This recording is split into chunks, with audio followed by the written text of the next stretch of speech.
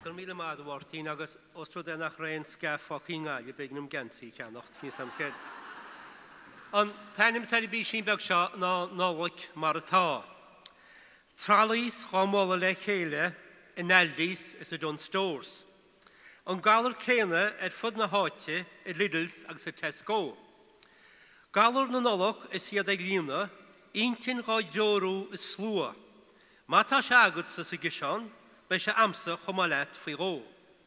Tá lá an bheag noloch is an chuneal jarad imi, is an náit tá lete agus a cambó. Ach an duine nach bhfuil nachúne sin i dhéine, ní ligan an náire ó ba sin a lua.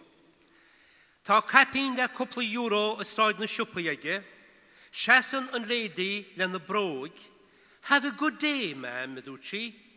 Ceanna le Happy Christmas nolik má mhór. Níl an ach farir agus célínse ar nó tada. Níl an ach fashion. Asal a bhí ag Joseph ag Mary ó Jerusalem go Jericho.